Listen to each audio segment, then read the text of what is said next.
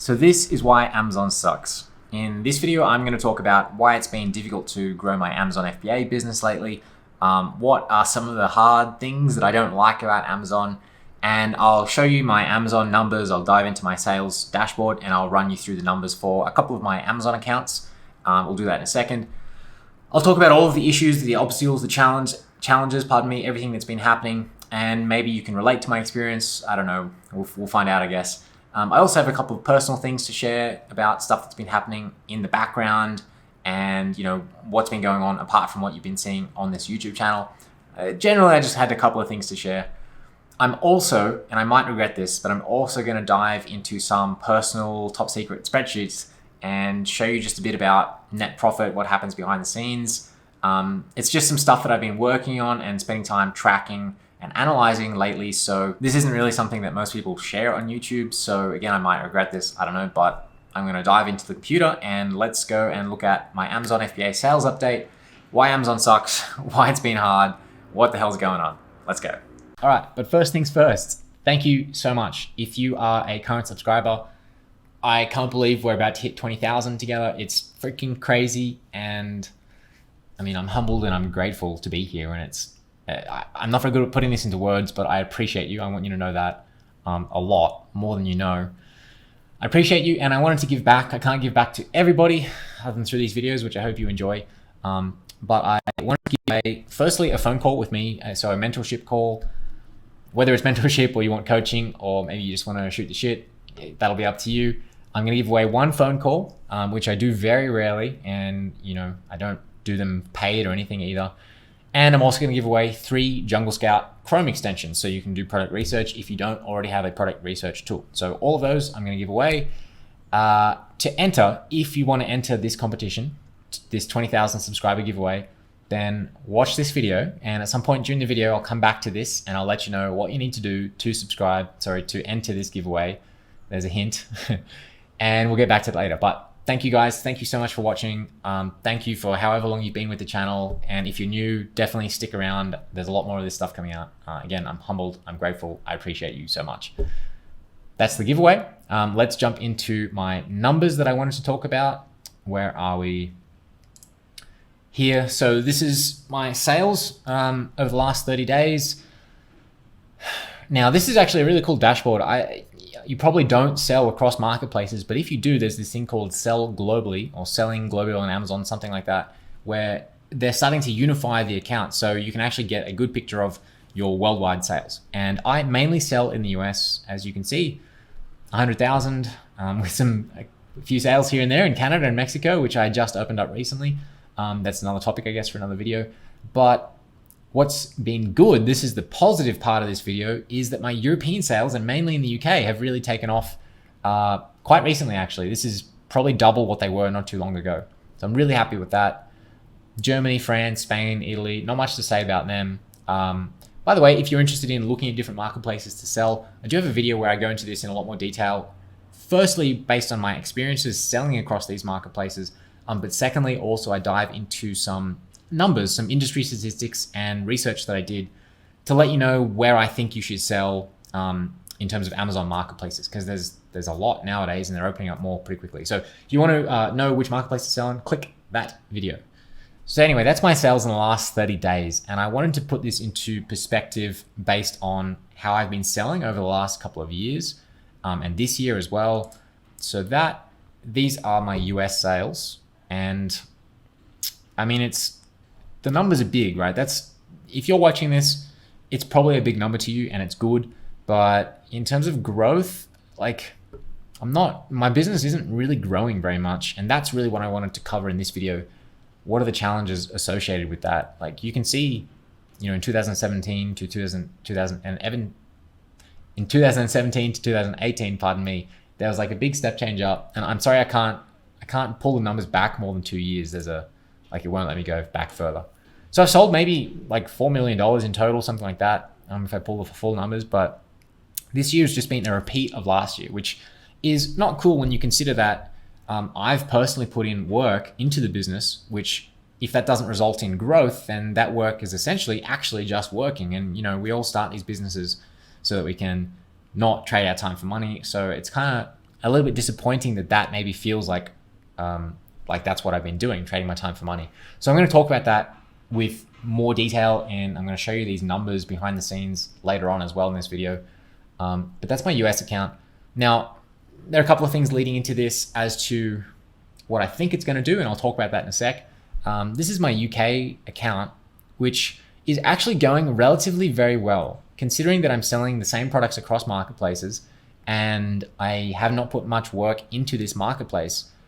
I'm really happy with this, and the margins are pretty good in the UK, and it's a nice marketplace to be in. So if you're looking between those two and you didn't click that video to go see which marketplace you should sell in, UK is not bad. It's really not bad. Anyway, that's where two of my accounts have been. Looking backwards, I'm going to talk about what's the problem going forwards now, and I'll tell you what I think it's going to do, both of these accounts, where I want to end up at the end of the year, what's really holding me back from doing that. And again, maybe you can share in this experience. Maybe you have the similar problems, and maybe we can, work together or share solutions to those problems. So I'm going to dive between cameras and hop back into computers and whatnot. So let's go to here and let's talk a bit more about why Amazon sucks. I'm going to be shooting from the hip in this video, and I'm just talking off some notes, so bear with me. First of all, I want to talk about Chinese tariffs, or the Trump tariffs. And unfortunately, like you and like the rest of us, I don't really have much to say about this because nobody knows what's actually going to happen. And I think that's the first reason why this business model, why Amazon can kind of feel like it sucks sometimes, because everybody wants to have control, right? We just want to be our own boss, and we want that bossiness to extend outwards as far as possible. Unfortunately, with things like these Trump tariffs and with things like Amazon in general, you very quickly realize that, you may be the boss of your business, you may be the boss of your brand, but there are so many things that we just don't control, and they're just out of our hands. And in times like these, we kind of just have to flow with it. So right now, probably like you, if you've been following this as well, I'm waiting to see what the final results are, because the tariffs weren't happening, and then they happened in one round, and not everybody's products were affected. And then they introduced a whole nother round, and everyone's products were affected basically. And then they actually took that back. And then now they're talking, and who knows what's going to happen next. And my products aren't yet affected, but they will be if this next round goes in, and it could happen with very short notice. And it's not fun. It's not fun to be in that position of powerlessness. And I think that's why a lot of us start these businesses, is because we want to be able to take back that sense of power. So I can tell you some of the things that I'm looking to implement if it does turn on a dime and the tariffs do go in. We probably won't be able to shift from China to another country, but if your products are different to mine, then maybe you can look at that, which is literally moving manufacturing to another country. A lot of companies talking about that. You can also do things like talking to your supplier. Definitely bring them in onto this communication and dialogue if something happens, because the fact is that the Chinese government doesn't want to lose this business. They've spent a really long time building up their industry and their economy to this point where, all people like you and I, we're all relying on Chinese factories generally to do business with. And so there are discounts, there are tariff subsidies that you can probably access, or the supplier can probably access, and actually pass that on to you as a discount. So if that does happen, talk to your supplier, keep them in the loop with what's happening, and let them know that, or negotiate with them and let them know that you might need a helping hand. Our suppliers have been pretty good with that, and obviously we haven't implemented anything yet, but we are waiting. And if the tariffs do come about, that's probably what we're going to do. But again, it's just stressful, and it's not fun not knowing what the environment is going to be like in a month from now or 6 months from now. And I think on the horizon as well, I do see that as a longer term issue. I think for a long time we just took globalization and all this free trade stuff for granted, but I don't know if that's going to be like that going forward. In fact, it probably won't. So those tariffs, I honestly don't know what will happen. I will, of course, keep you guys updated with what I learn as stuff changes, as news comes out. But a lot can change between now and the end of the year, and let alone next year. So the next thing, or the next reason why I think Amazon can feel like it sucks at times, is just the struggle that is involved in this business model. It's not all rainbows and sunshine. It's definitely not as easy as it was a few years ago. It's definitely not as easy as people still make it out to be when they're trying to sell courses. I try and be as honest and upfront and realistic about the amount of work that it does require as possible. And I've been feeling lately that the slow growth is really weighing down on me. It's like the work that I have to put in to get more growth out is, I mean, hard. It's difficult. And I'm saying this as honestly as I can. But what made me want to talk about this is I was having a conversation with a close friend and a fellow business owner just recently. Now, he doesn't have an Amazon business, but we were talking about this and we were both sharing our sort of frustrations. And he was talking about feeling like being stagnant in his business. And he was feeling like he was putting in all this work and there just wasn't that thing that was just clicking, and it didn't feel like he was getting that, that push that he wanted, or that upwards momentum that as entrepreneurs, as business owners, that's really what we want to see. We want to see this like explosive growth out of nothing, from nowhere to $100,000 a month or whatever it may be. And I was commiserating with him and feeling sorry for myself as well, until I had a thought. And that thought led me to something I want to show you now on my computer in a spreadsheet that I've been tracking for almost a decade now. So let's hop back into the computer. And what I want to show you now is this spreadsheet with data that I've been tracking for nearly 10 years around my financial goals and where I am compared to my financial goals, or essentially my net worth over time. And the reason why is that if you've been feeling like me or my friend, and you've been feeling stuck and you've been feeling like you're not getting that movement, that momentum, that growth that you feel like you deserve, I've been there too, and I've been there for a really long time actually. So the reason why I want to show you this is because sometimes we just need to shut the hell up and zoom out and look at everything from the big picture.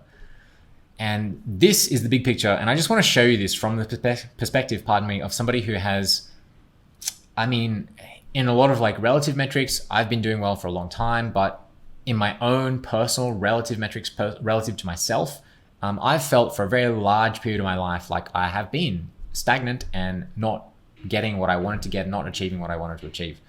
So I want to show you what that looks like over a long period, because it can really add up over time, but we just need to look back and see the big picture for what it is. So this is my net worth over time.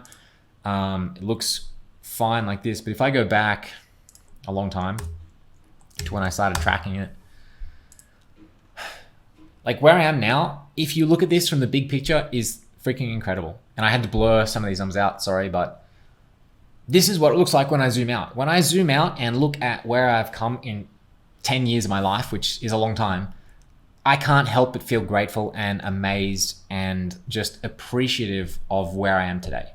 If I zoom out and I look at the big picture, and there are a lot of lessons that you can see when you zoom out. And when I see this, every time I see this, I just think, holy moly, how the hell can I be complaining right now? And what I want you to do as well is zoom out. And no matter where you are, if you zoom out and you see this in whether it's net worth or whether it's whatever other metric, it could be health metrics, it could be fitness, it could be your financial goals or your career goals. And wherever you see yourself on this trajectory, I want you to know that it might take from August 2010 to August 2016, which is 6 years of pretty much like no growth, really. Nothing. And then in a really short period of time, boom, that's when you get this momentum. And then even when you're in it, if you're down in this period of like really rapid growth, you can feel like you're stagnant, but it just, sometimes you just got to zoom out and look at the big picture. And it's this time value and this compounding effect of the work that we're putting in day by day that we can't see day by day. We have to really look out and look at it over the internet, gurus, whatever, YouTube, Instagram. They all want you to think that it does happen over the period of a couple of months or a couple of weeks, and that's all it takes to see these instantaneous results. And you see that so often in ads and whatever else, but I can tell you that it's not like that. It takes years and years and years. And all of this was all a struggle for me. All of this, without exception, all of this has felt like a struggle day by day. And now when I look back at it, looking at it like this, I'm incredibly grateful. That's all I really wanted to say. Try and have the big picture in mind at all times as much as possible.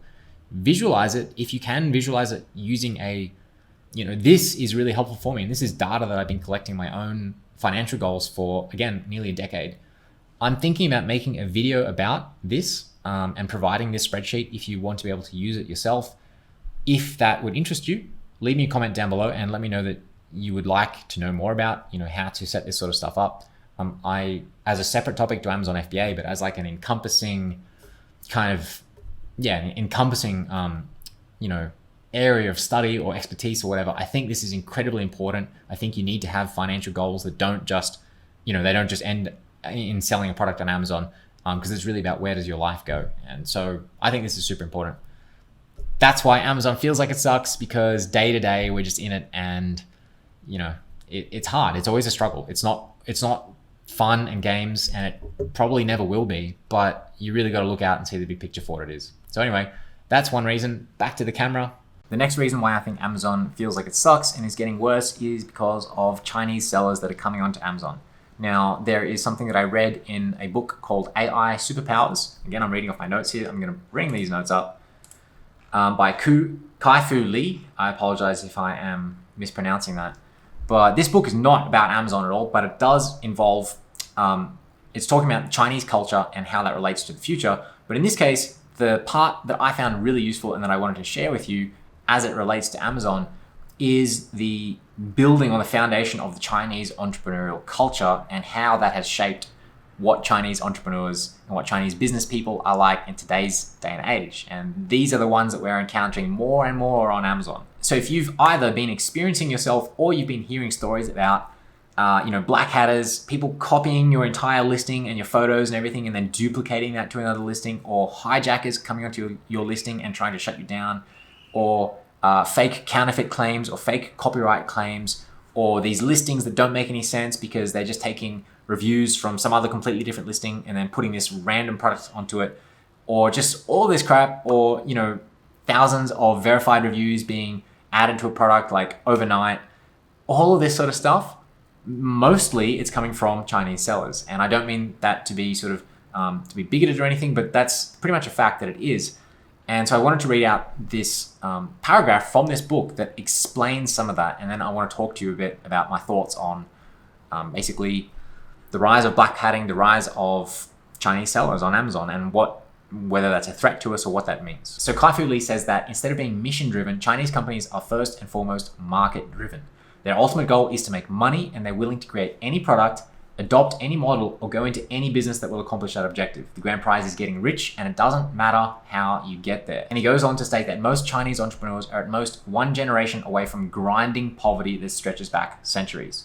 They carry on their back the expectations of 2 parents and 4 grandparents who invested all of their hopes for a better life in this child. And he says this embodies the gladiatorial mentality of Chinese internet entrepreneurs.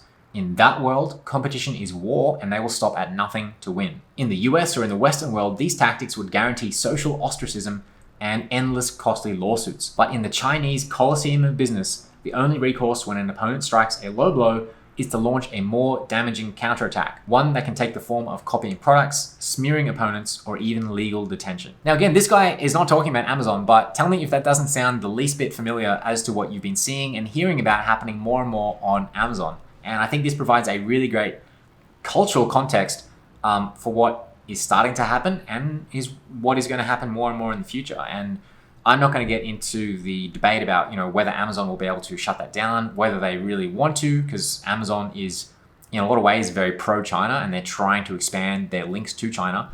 You can see that they're setting up direct logistics to China. They are sort of courting Chinese factories and all of that. And it makes sense from Amazon's perspective. What I wanted to talk about from my perspective here is I'm going to accept that for what it is. I think I'm not going to judge that, whether it's bad or good. I'm going to do everything that I can in my own sphere of control to avoid that from happening to me. I know that personally, I don't want to have to fight back like that. That's not really a business model that I'm interested in, or a game that I'm interested in playing, is just fighting back with these low blows and just doing back exactly what they did to me. Now, I think I actually come from a pretty good perspective or area here, because you saw my sales figures. I've sold nearly $4 million on Amazon now, and most of that has been in the last year or two. And while this is happening more and more, I only know it's happening more and more because I'm hearing about it more and more. I'm actually not really experiencing all of this black hat stuff, this like below board, mainly Chinese dominated crap basically that's on Amazon. So if you want to know what my take is, if you want to know what my solution is, and this is what I teach both on this channel and to my students, is fly under the radar. And that means that today you need to fly under the radar more than you needed to a year ago. And it means that in a year, you probably need to fly under the radar even more. But essentially, when I'm targeting or looking for new products to sell, doing my product research, I'm trying to get below the threshold that most of these gladiators, these Chinese gladiators, are going for. Or in concrete terms, I'm trying to get away from those niches where the products are selling 10, 20, 50, whatever it is, $1,000 a month. That is like the last thing that I want to have to deal with right now. I can't fight these guys. I don't want to try. And I mean, I'm seeing it a lot. Still, beginners are still trying to get into these niches, and it can pay off, but understand that even if your listing is successful, even if you do the right differentiations, like I recommend in my channel, like you have to do in 2019 to succeed on Amazon, even if you differentiate your product, chances are you're still going to get your listing copied. You're still going to get your images taken by these Chinese competitors. You're still going to get threats of like legal action and copyright claims, and you're still going to get people voting negative reviews up on your listing and all this crap that like it just pulls you away from the actual point of what we're trying to do here, which is to launch good products, to sell them to customers who get value out of them, and then they pay us. And that's how we make money. That's how we build a business. So I don't know how sustainable that will be. I don't know whether you'll have to fly further and further under the radar to avoid this sort of stuff happening in a year or 2 years from now. But I can tell you that it has made my life a lot easier up until now. Anyway, I've never had to deal with any serious hijackers. Anyway, I've never had to deal with copyright claims, DMCA or whatever it is, claims like that. My listings getting shut down. When my listings get shut down, it's because of quality issues and it's Amazon doing it. And that's normally an issue that I actually have to stand up and fix myself. And one last thing on that topic, obviously people will say, well, just differentiate yourself, just create a new product. And that is true. And that is what I recommend. But don't go into this with the expectation that having a slightly better product will stop people from copying you. Unless you have a patent. And even if you have a patent, it's still going to happen. So this is kind of like a fact of reality these days. And we need to, I think, be more intelligent and more realistic about how we deal with this problem. So that's Chinese sellers. That's why Amazon sucks. Reason number, whatever it was, 3. Reason number 4 is seasonality. Now I'm going to dive back into the computer for this one. And I wanted to talk to you about why I have been feeling like my business sucks or it's not good enough when logically I know that this is not the case. So this comes down to seasonality and this perception of what seasonality looks like. So if you look at my business numbers, it looks flat and then there's a huge big peak. And then it looks flat and then there should be, fingers crossed, if nothing goes wrong, there should be another big peak and bigger this year. I'm expecting to do, I don't know, hopefully 700,000, something like that at the end of this year. But the reason why it's tough to take this feeling and, I feel like I'm just like spinning my wheels is because a lot of my products have a trend, a seasonality trend that looks like this. Now, if you are not familiar with using Google Trends, not just for product research, but to explain so much about how markets work and trends and demand and seasonality, of course, definitely recommend that you just start getting the habit of using Google Trends for stuff, just to look up different words and see what comes out. It ends up making a lot of sense once you do, but I don't sell jackets, but I sell products that have a similar profile to this. And so this is what it looks like. It's basically a peak around winter, which makes sense for jackets. So anything that's popular in winter, it's going to go like this, up, up, up for Christmas, and then down, down, down as it gets into the North American summer. That's obvious, right? You see this graph, and of course, if you're selling a seasonal product, that's what it's going to look like. It's easy to handle that. You're just going to deal with logistics and blah, blah, blah. All I want to talk about right now is the psychological difficulty of actually facing a product that looks like this, because every year, without fail, you come down to this bottom period, the dip, and it really sucks getting to this dip because for 6 months of the year, you actually see your sales going down. And if they're not going down because you're launching new products and you actually are growing, that growth will tend to get sort of eaten up and hidden or obscured by the fact that your seasonality is going down.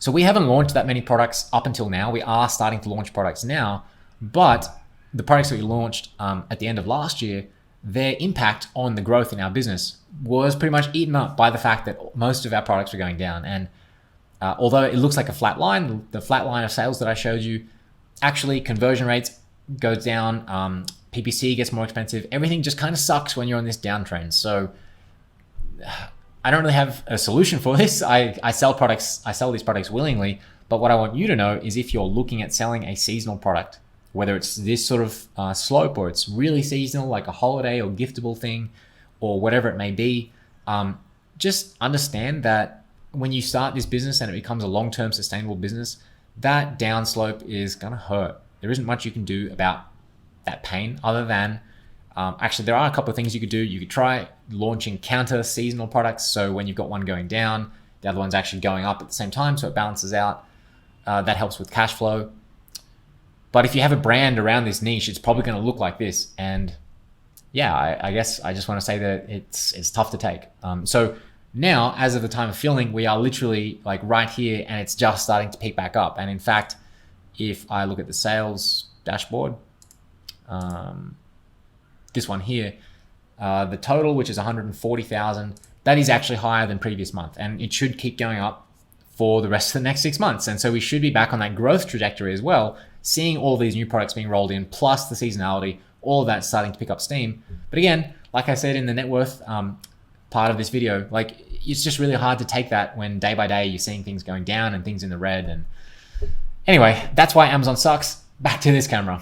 The next reason why Amazon sucks is because everything is changing really, really quickly. Now, you can take any approach you want to look at this. You can look at the Amazon selling environment. You can look at the Chinese sellers coming in. You can talk about Chinese tariffs, the Trump tariffs, which I just mentioned. We can talk about the new software that's coming out every day, and I'm getting more and more questions, rightfully so, about which software to use to start your Amazon selling journey, which product research software to use. The fact is that all of these variables are changing at a faster and faster rate, and that is really hard to come to terms with. So with everything changing so damn quickly, what do we look at, or what am I looking at going forwards? So I am trying as much as possible to just look at the things that will, the skills, the principles that will still pay off in 1 year, in 2 years, in 3 years from now. Now, some things haven't changed since when I started at the end of 2016, and those things that haven't changed are the basic principles, which I do talk about in a lot of these videos. I'm going to link one here, which is just like 9 things you need to succeed on Amazon. And these are the principles that don't change. So that is right now what we're focusing on is conversion rate optimization. We're looking at under microscopic detail, we're looking at who is our customer avatar or our customer persona, whatever you want to call it, or who is buying the product that you want to sell. What do they believe in? What do they look like? What demographics or characteristics do they have? And then understanding all of that so well that you know exactly why they want your product, what they're going to use it for, what are their desires, what do they hope to get out of your product, what pain are they trying to avoid by using your product? And then it's converting all of that stuff into the stuff on Amazon that sells your product. So that's your listing images, that's your title, that's the rest of your copy, using those, not just your product features, but the benefits and the real desires associated with your customer persona. That's probably the main thing that we're looking at right now, that you know that your customer is not going to change. They're going to be the same human being with the same brain in 1 year from now, just as they are in 50 years from now or 100 years from now. So that is a long-term bet to make. So we're focusing a lot on learning those skills and implementing them better than we were a year ago or 2 years ago. Now, before we move on, I wanted to show you one thing that's a positive change here that Amazon has released, where we can actually look into our brand analytics and get that exact, at least the demographic data about who our customer is. So let me show you that now. Okay, so this is brand analytics, and they've been slowly rolling it out to Amazon Seller Central accounts with, I think, brand registry for a while now. Now, I only recently got access to this, but it's really cool. And I'm just gonna make sure that there's no ASIN stuff showing up. But I'm not gonna show you all of this data, but Amazon is now giving us, straight from their real sales data, information on our customers. So you can see things like, you can see age, which you can see here. You can see their education level. You can see their household income. You can see whether they're married or single, and quite a few other statistics. So this is really cool. And this is one of these changes where Amazon is actually giving us something good for a change, which is awesome. So check that out. If you don't have access to brand analytics, lodge a Seller Central support case and ask them for access. I did that, and I think I got access because of that. So I can't guarantee anything, but that may help you getting access to this faster. The next reason why I think Amazon can suck for some of us sometimes is that we start doing Amazon with the wrong reasons, and we don't know whether we're chasing happiness or we're chasing money or what that really means. And to illustrate what I think it should be, what it should mean, at least for myself, maybe not for you, I'm going to show you something else that I've been tracking, some data, some personal data on my computer. So let's go back to the computer. All right, and straight after I show you this, I'm also going to tell you what you need to know to enter the giveaway. So thanks for watching and bearing with me, and it's coming soon. So this one's a bit of a personal kind of share. Generally, we think that we know what we want, right? We know we want to start an Amazon business because we want to make money so that we can do something with our lives. But as it turns out, we don't really know what we actually want. And the reason why this is the case is because once we get to old age and we reach terminal, sort of the point of being close to death, there are 5 regrets that almost all of us will have when we get to that point. And this is a really interesting short article. I think it's also a book by Bronnie Ware. And it's the top 5 of the regrets of the dying, as witnessed by somebody who was a terminal care nurse. So she she worked with these people in their last living moments. And these 5 things come to the fore. People wish, and I'm going to read these out. I wish I'd had the courage to live a life true to myself, not the life that others expected of me. I wish I hadn't worked so hard. I wish I'd had the courage to express my feelings, and I wish I had stayed in touch with my friends. Now, this has been something that I have been a little bit misled by, and if you go all the way back to when I was struggling, I always had these financial goals, and I was always working to achieve these financial goals, and I thought I had a very good picture in my head of what these financial goals were for. I thought that I had all of this wrapped up, and I had it figured out, because I knew that you get the money to do the things that you want to do with your life. I already figured that out, and I thought that I was really far ahead of everyone else as a result. But as it turns out, I'm not so different to everybody else. And what I want to tell you about now is this one, and what I've learned about wishing that I hadn't worked so hard.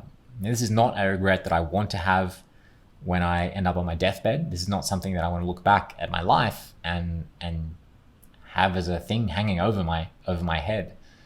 So being the data nerd that I am, I actually track my happiness and how hard I work and how much money I make. And I'm going to show you that now, what that looks like, just to illustrate, hopefully, if this doesn't already hit home to you, that these things are really important. And most of this channel is about teaching you how to make money and how to work more effectively and build a better Amazon business. That's true.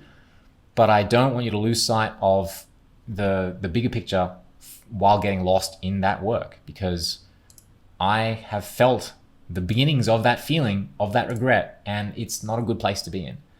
So like I said, I'm a data nerd. I track a lot of things about myself. This is my life dashboard that I'm giving you a look at right now. I track this stuff every single morning when I go on my computer. Lots and lots of data points. I won't show you them because they're private, but basically I've tracked, I know down to the minute how much I work every single month for the last 2 or so years. I've been tracking. I also track my happiness, my day-to-day emotions, how I'm feeling every day as well. And I also track how much money I make per month. So I have these 3 variables to literally, quantify how much am I actually getting out of the work that I'm putting in. And I just want to show you what it looks like from this perspective, from my personal perspective. Now, if you aren't familiar with how basic statistics work, don't worry, I'm not either, but basically this R squared, I hope you can see that, is the correlation coefficient. I think I got that right. But the bigger the R squared number is, the closer to 1 it is, the more those variables correlate. So when I'm graphing monthly work hours versus happiness, if the R squared is 1 and it's actually a negative relationship, that would mean that the more you work, the less happy you are. And that is a absolutely defined linear relationship. So if it's a R squared of like 0, it means they're not related at all. You can work lots or you can work not very much, and your happiness does not depend on how much you work. Now, in my personal case, I have found over the last 2 years of tracking all of this stuff that the more that I work, and very specifically, as soon as I start working more than 100 hours per month, my happiness starts to go down, as you can see here on this axis. So you might be looking at this and just thinking like, what is this for? Like, why are you tracking this stuff? I think this is incredibly important, because this is telling me that if I want to put in the work to earn the money to make me happy, but putting in the work to earn the money to make me happy actually makes me unhappy, then I am self-sabotaging, and I am going to end up probably enforcing these habits on myself that will continue unless I change something.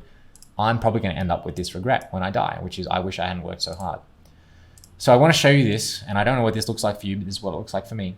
I know that I need to work less to be happier. And I'm not a very emotional guy. This is happiness according to how I define it. But when I work less than 100 hours, like 50 to 100 hours, I'm a pretty happy guy. I'm pretty satisfied. I wake up feeling good. I smile. I have happy, positive energy naturally within me. And conversely, when I work 200 hours a month, I am really unhappy. And that relationship goes down. Now, these numbers, by the way, 100 or 200 hours is going to be more than what you work. If you work 200 office hours, this is more than that, because this doesn't include any breaks or anything. This is when I'm actually working and thinking, right?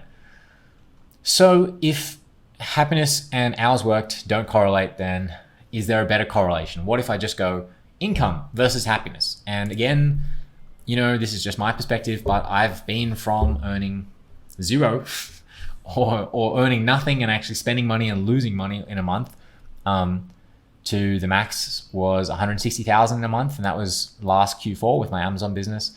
And, I've had a range of incomes. And so I can tell you that if you are just looking to earn $100,000 in 1 month or something, look where it's got me. It got me to feeling really average happiness. And in fact, I've felt happier when my income has been in a range between 80,000 to all the way down to 20,000 per month. And these numbers can vary. It's all relative, right? So I can tell you, and the R squared value will tell you as well, that earning more money on a monthly basis will not make me happier, and it probably won't make you happier either.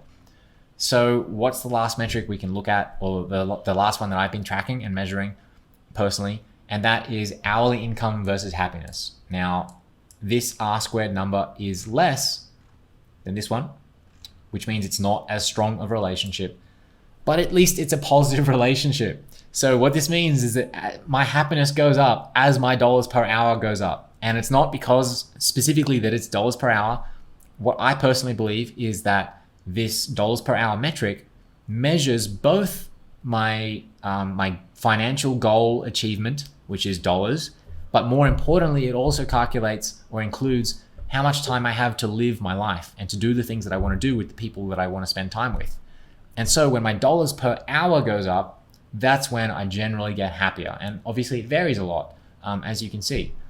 But that is something that I think is important. And, I don't want you to get away from this thinking, well, I shouldn't work because then I'll regret this when I die, and I don't want to have regrets when I die. So therefore, I shouldn't do anything. I am hopefully maybe leading you towards something that is a more balanced metric or goal to aim for, which is not just earning lots of money, and it's definitely not working lots of hours. It's going to be something in the middle. And so for me, that's measuring my dollars per hour and working to build that up, working to build that over time by building an Amazon business, by building systems and processes so that you have these things running so that you can put in less time. Like up here, I want to put in less time, less hours, but still earn money for the time you put in. Guys, that's my last personal share for this video. I wanted to now offer up the giveaway. So if you want to enter the giveaway, all you have to do is, I hope you can see that, but I'm going to make that easier to see. To enter the giveaway, guys, to either win one of 3 Jungle Scout extensions that I'm going to give away, or for a one-on-one mentorship phone call with me. So that's to talk about whatever you want, whether you want help with Amazon product research, whether you want some sort of guidance, or you just want to make fun of my hair. I don't know. It doesn't matter. It's up to you. To enter in that giveaway, this is your opportunity right now to like the video, click the notification bell, and subscribe as well if you haven't already done so. And then lastly, I'm going to choose this based on the comment that you leave down below. So leave me a comment, and you can leave me any comment. But what I would like to know from you right now is what's one thing that you would like to learn from me and from this channel in the rest of this year. I make these videos to give value to you guys. Again, I'm super grateful that I have 20,000 of you following these videos. That fact is just mind-blowing to me. So I want to continue giving back and continuing to foster this community that we have. I'm super, super grateful for it. So help me by doing that. Help me to do that, by letting me know what you actually want from me. What do you want to learn from me and from this channel? Leave that comment. I will go through those and I'm going to pick one. It might be the best comment or it might be a random comment. I don't know. Leave me a comment and then, I'll reach out to you probably in the comments to let you know if you've won. And that's really it. That's why Amazon sucks. That's what my Amazon business has been doing, what I'm doing, the problems that I'm facing, all of that. Now you know as much as I do. So I hope you enjoyed the video. I hope you got something out of it. If you did relate, if you haven't left the comment already, then make sure to leave the comment. Let me know what you want to see next. Let me know how I can help you. And I am grateful to be able to help you. So thanks guys, and I'll see you in the next video.